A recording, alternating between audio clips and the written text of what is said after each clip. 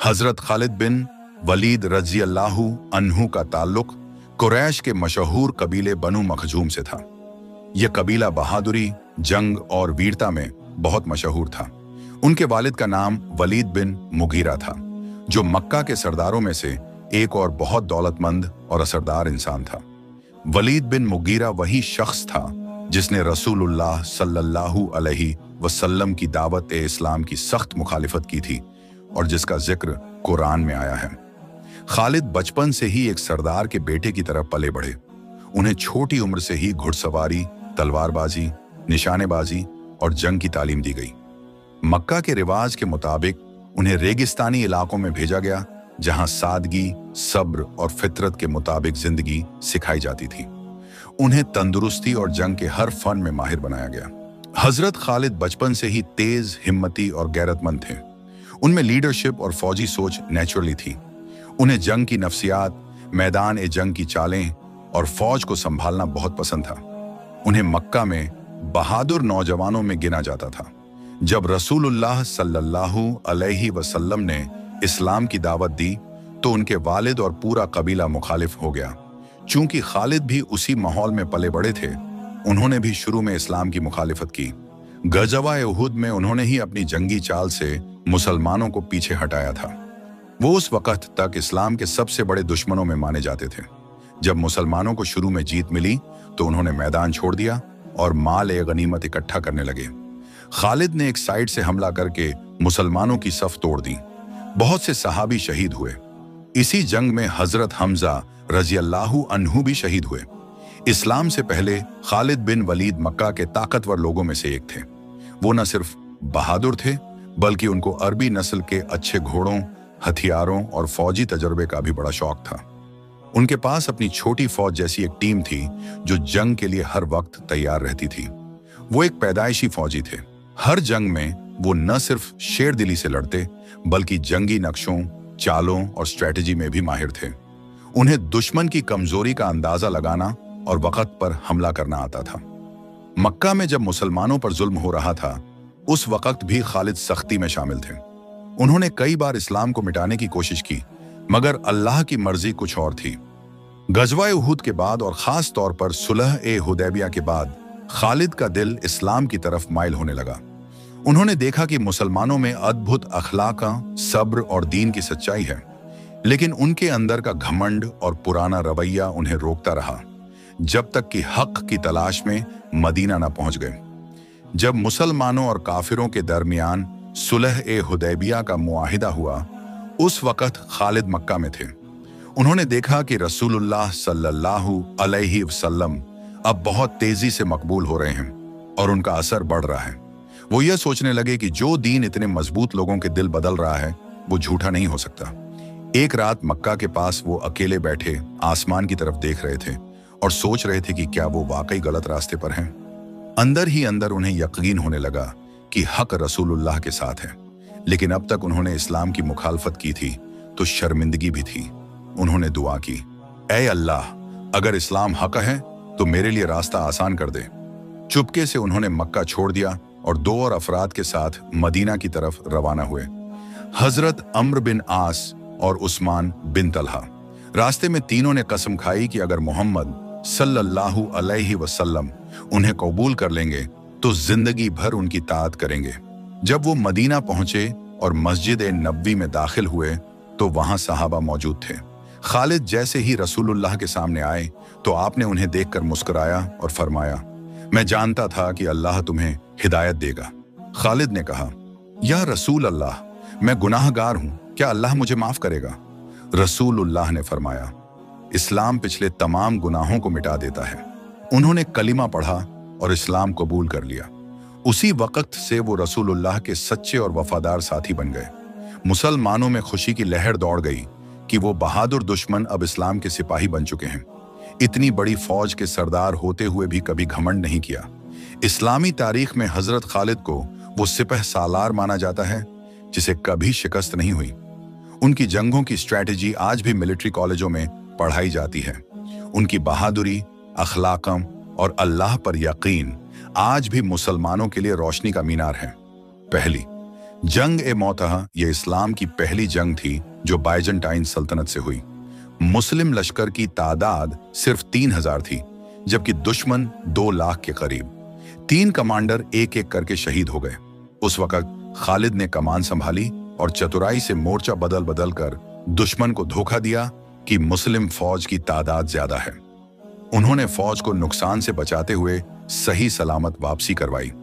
रसूलुल्लाह सल्लल्लाहु अलैहि वसल्लम ने उन्हें सैफुल्लाह, अल्लाह की तलवार का लक़ब दिया। दूसरी यमामा की जंग, ये जंग मुसैलिमा कज़्ज़ाब नामी झूठे नबी के खिलाफ थी, जो एक बड़ी फौज के साथ इस्लाम के खिलाफ खड़ा हुआ था। इस जंग में बहुत से कारी और हाफिज कुरान शहीद हुए। खालिद ने कई दिन की कड़ी जंग के बाद मुसैलिमा को मार गिराया। इस जंग के बाद ही हजरत अब्बू बकर ने कुरान को एक जगह जमा करवाने का फैसला किया।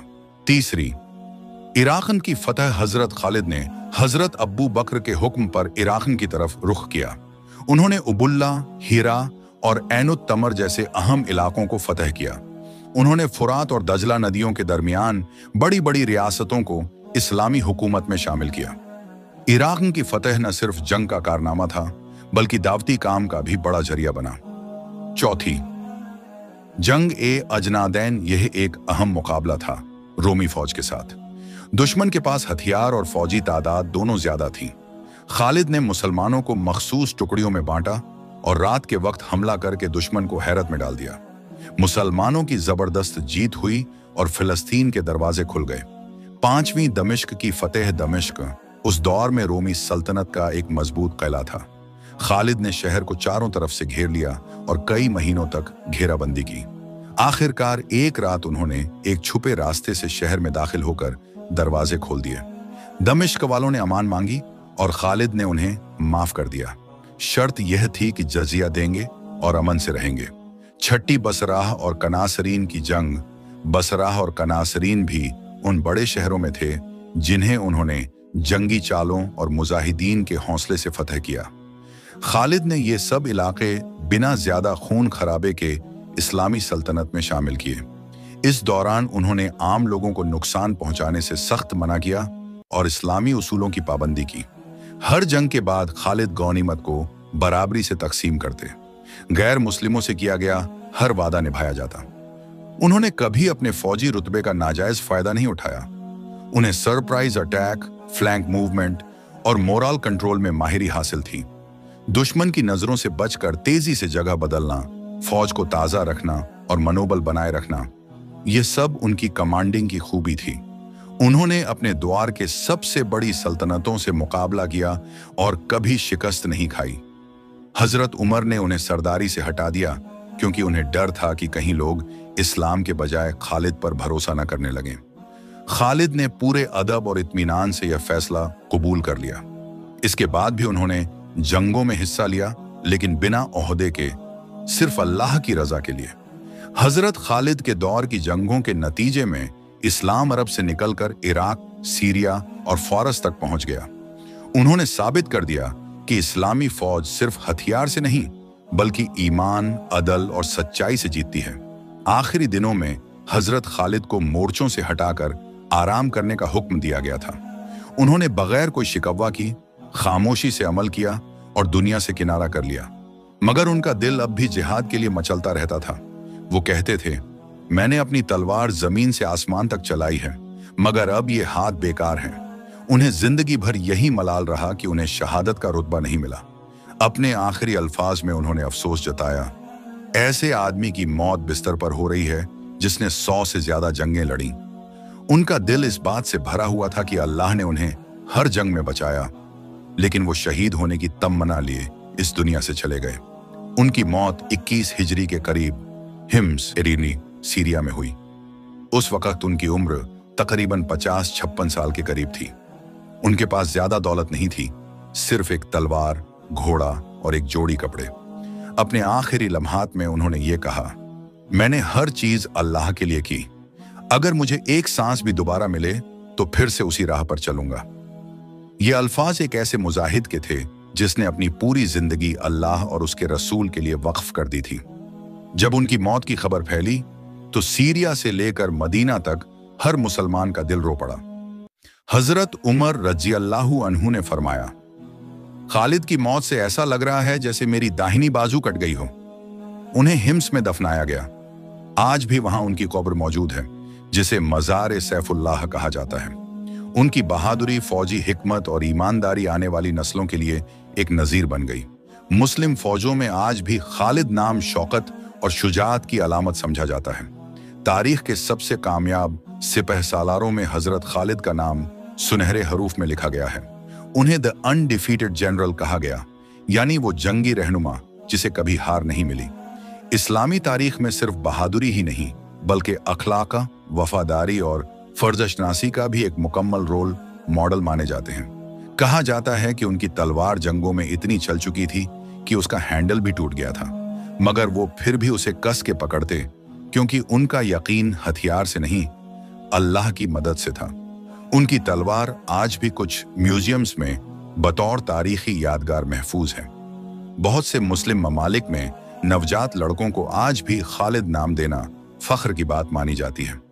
उनके नाम पर सड़कों, मस्जिदों और इलाकों के नाम रखे गए हैं, जैसे मस्जिद ए खालिद बिन वलीद सीरिया में। हजरत खालिद की पूरी जिंदगी कुरान की इस आयत की तर्जुमानी थी। बेशक अल्लाह मोमिनों से उनकी जान और माल खरीद चुका है, बदले में उनके लिए जन्नत है।